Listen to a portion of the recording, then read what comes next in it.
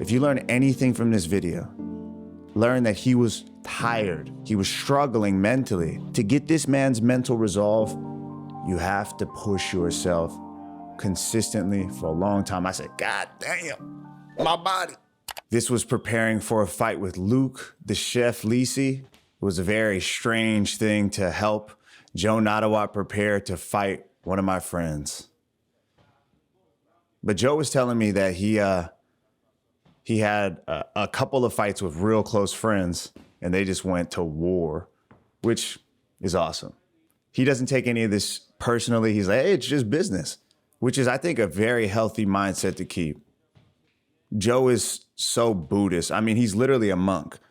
He spent some time with the real monks out there.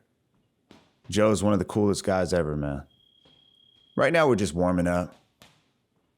So we're, just basic stuff, prepping for good counters. One of the best things that I think comes from Joe's style is that he is constantly working.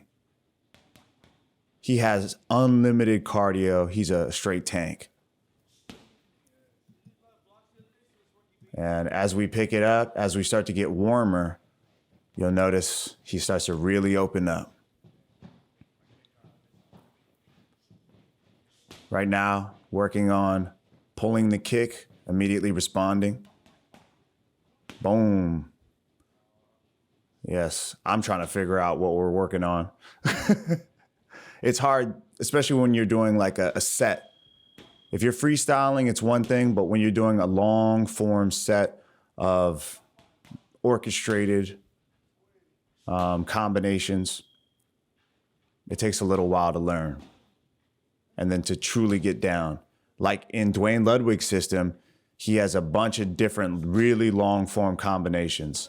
And he has names around them like the Deckers, the Boss Ruten's combination to the body. So he has a system with very coordinated combinations that have just historically worked, like the Dutch style combinations, a lot of those.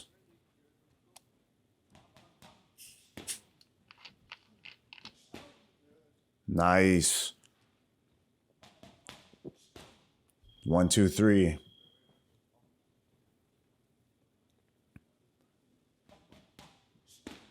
One, two, three, rear kick. He gets out of the way by switching stance. Then he just drops a power kick on him. We're doing it from both sides. Boom, bang.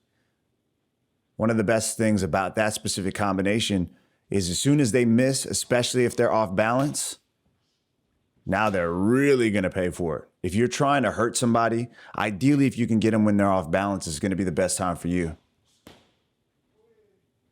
When you kick somebody who's ready to be kicked, who's strong, whose positioning is good, the damage is not as big.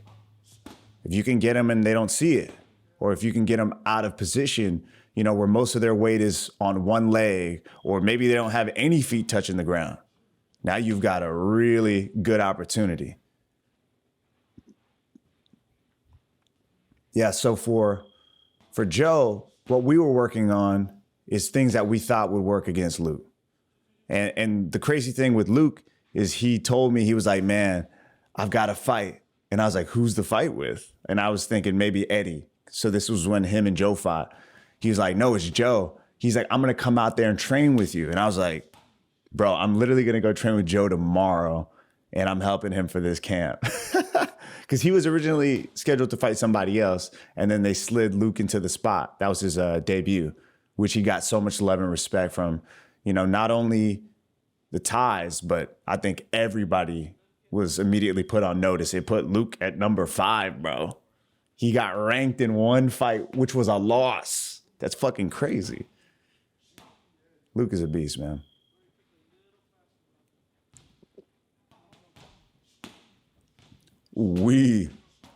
Yes. Now we're picking up the pace. And I think long form combinations are a good thing.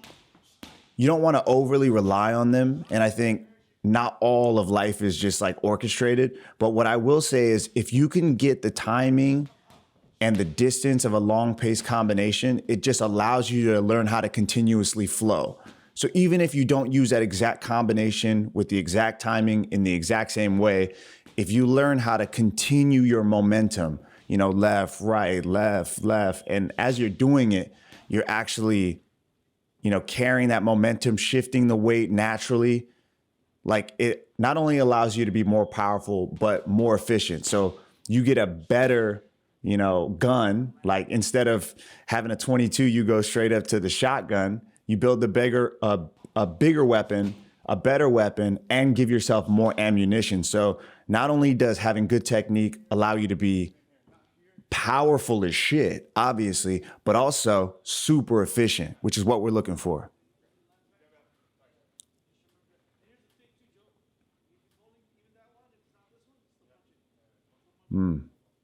Still punching.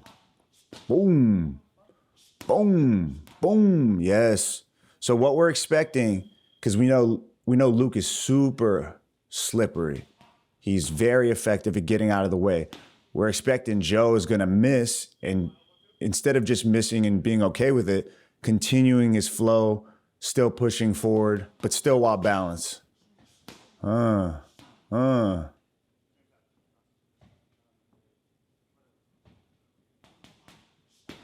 Nice. You see his balance, his ability to carry and transfer to the next motion? That's what you're looking for. That's what you're looking to apply. Hard work too, man. Like this guy's always working.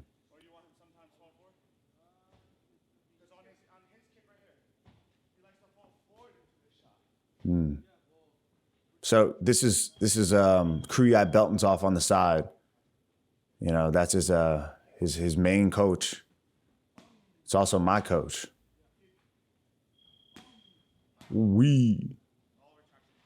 I love that shit, man.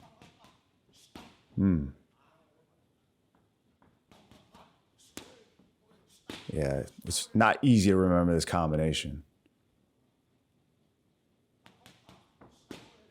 Okay. You see, I messed up again.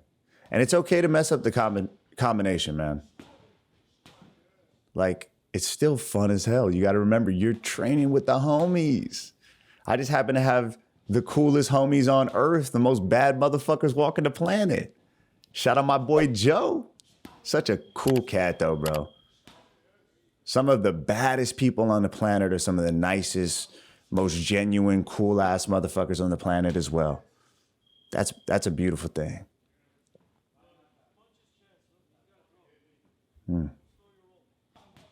Yeah, so what we're talking about there is if I'm not there, just throw the hands. Allow your flow to continue, even if the pad isn't there. Don't fucking obviously head kick your pad holder, but like you can still shadow in the air and allow your flow to continue. Ooh-wee. That's one good thing about also planned combinations. Long form planned combinations allow you to really work your pace, your pressure, and it allows you to build your cardio pretty quickly. So if everything's basic and we don't have to talk a lot in between, then it becomes much better for you.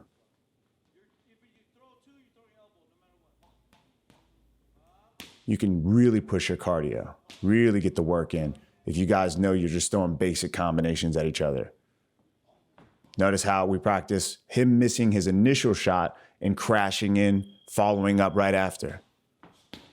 Ooh, nice. Looking much smoother now.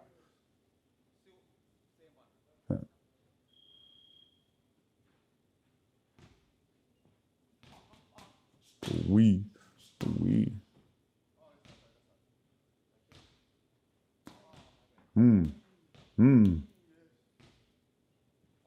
So all on the same side, I believe.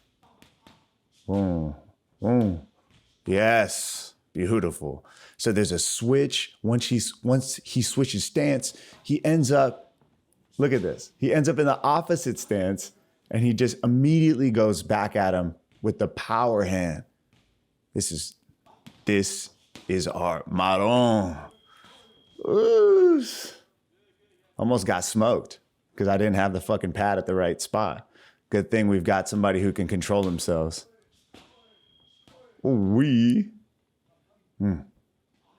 Man, it just like transports me there every time I watch these sessions. One of my favorite people to train with, my favorite training partner. It's actually a close tie between him and Luke, which is pretty hilarious. Like Luke is so fun to flow with. Joe is just a motherfucking machine, but he's so controlled. His hands are so nice. And he's got this like disposition. If you can learn anything from Joe, it's learning how to be composed and strong within yourself. Like that dude has got it down.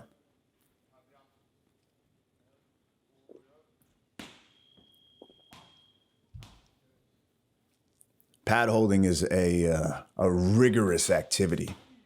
Motherfucking body hurt like a motherfucker after this. We also spar, so that's why. It's like, fuck, dude. You better be thanking your fucking coach or your pad holder or whoever is helping you, because man, this shit sucks. Little, like the British would say, a little cheeky fucking elbow right there, huh?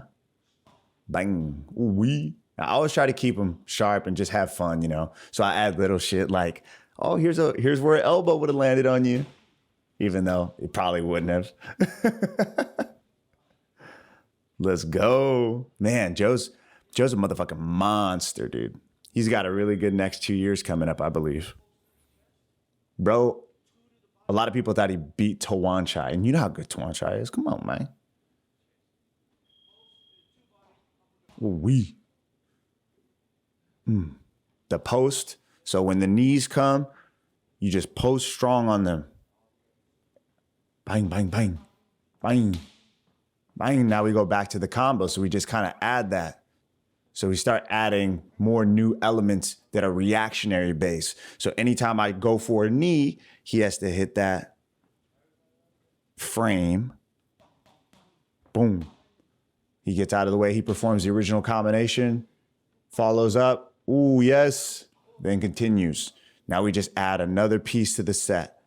And since he's so experienced, he knows when to call upon which section. So it's not like he imagines it's going to go down perfectly like this, but he's got a tight set, so his improvisation skills go through the roof.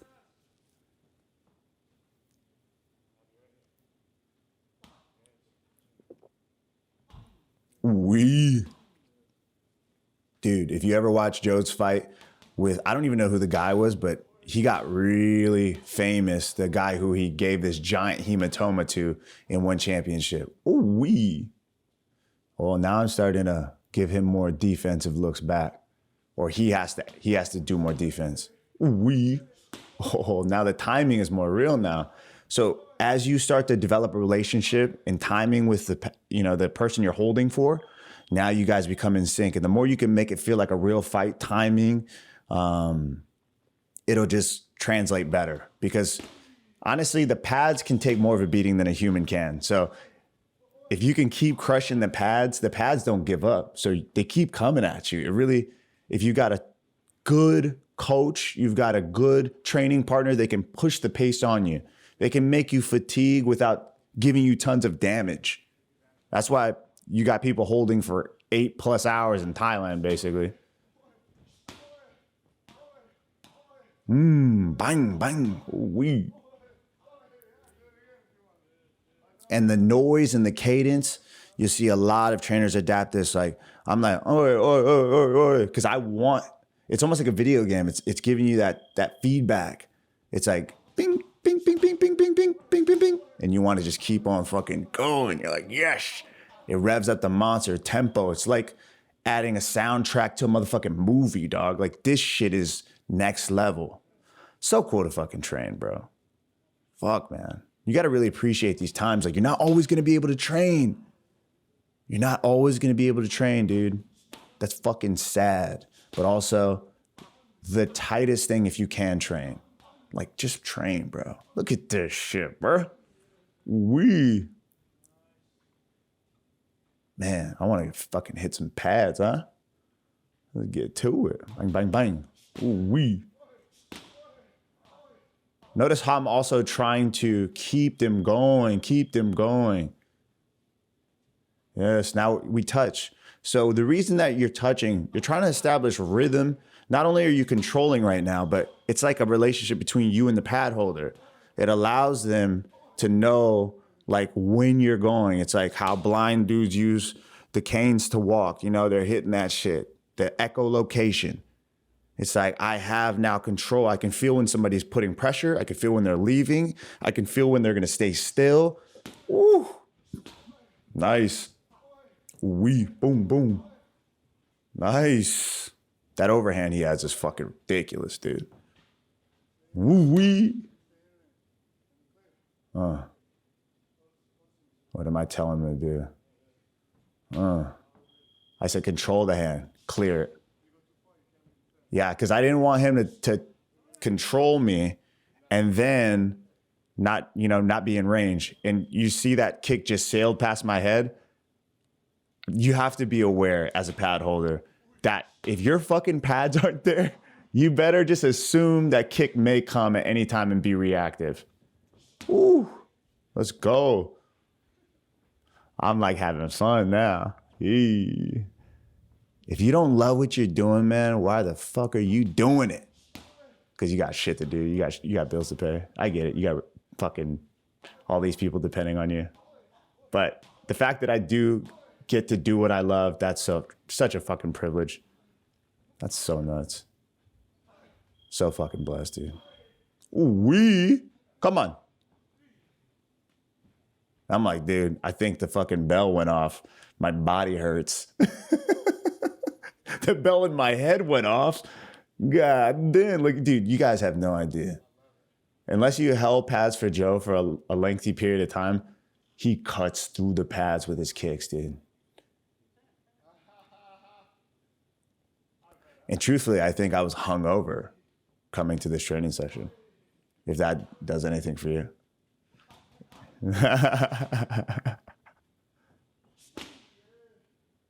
Wee.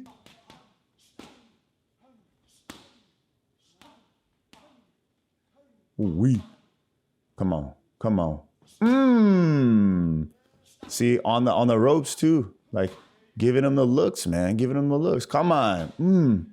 If you ask Joe for something, he gives it to you. To the end, brother.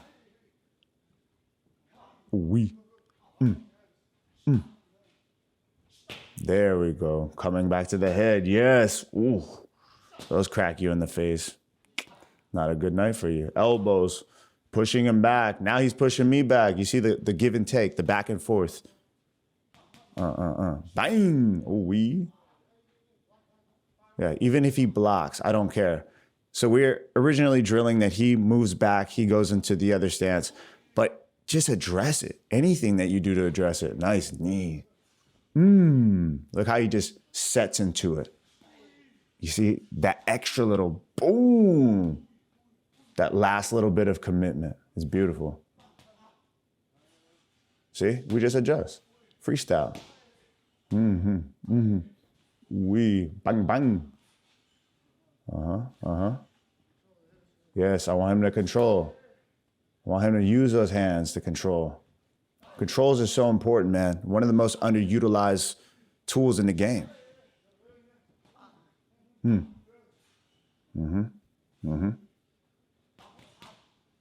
We. Let's go. Boom.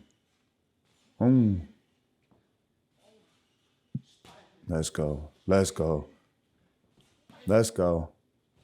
I love when you're tired and you are still cracking. Like even to the gym, I think he rode probably about 10 miles-ish. Just like kind of, I think uphill, he might have rode his bike too. He's insane. Always make sure your friends are protecting with the other side. So whenever they throw that bullshit and their hand's not next to their head,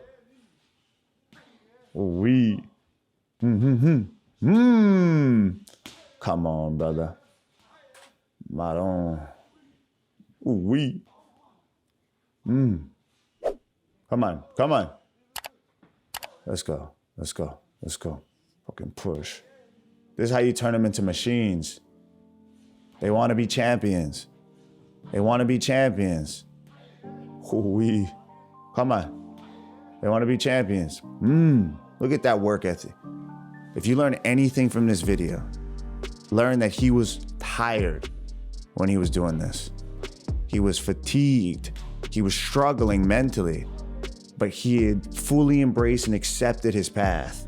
He said, I'm not only gonna finish this round, I'm gonna give my 100%, and my all is going to be more than enough. And I'm gonna keep doing that for a long period of time. That progress, that mental strengthening is compounding over many, many, many years.